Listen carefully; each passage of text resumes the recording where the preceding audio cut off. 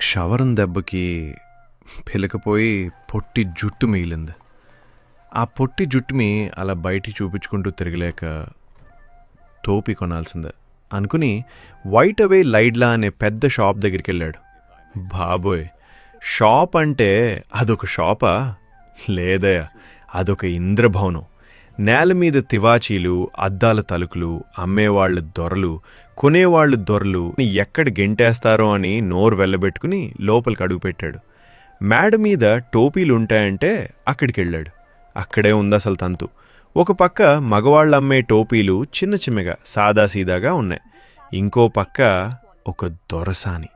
ఆవిడ దగ్గరున్న టోపీలు మాత్రం పెద్దవి, రంగురంగులవి, భలే టీవీగా ఉన్నాయి.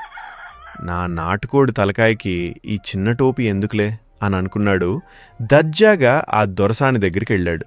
ఆవిడ టోపీ తీసి పార్వతీశం తల మీద పెట్టింది. అద్దంలో చూసుకుని, అరే, ఇది నా కోసమే పుట్టినట్టుందే, ఫస్ట్ క్లాస్, కిరీటంలా ఉంది అనుకున్నాడు. డబ్బులు కట్టేశాడు. టోపీని దర్జాగా పెట్టుకుని బయటికి నడిచాడు. దారిలో జనం పార్వతీశం వెనక నవ్వుతున్నారు. దొరసాని కూడా నవ్వింది. ఏమో, నా అందం చూసే నవ్వుతున్నారేమో అని మనసుకి సర్ది చెప్పుకున్నాడు. రైలు కోసం స్టేషన్కి వెళ్ళాడు. అక్కడొక అరవాయన తన టోపీ చూసి పకపకా నవ్వాడు. ఏమయ్యా, ఇదేం వేషం?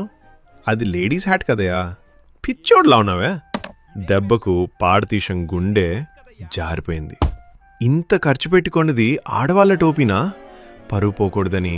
అబ్బే, మాకు తెలుసులే ఓయ్, కొలంబోలో మా ఫ్రెండ్ వాళ్ళ ఆవిడకి బహుమతిగా ఇద్దామని అని కవర్ చేశాడు. అందరూ వింటున్నారు, కానీ ఎవ్వడు నమ్మినట్లేడు. వాళ్ళ ముఖాల్లోనే ఉంది సోది చెప్పకరా అయ్యా అన్న ఎక్స్ప్రెషన్.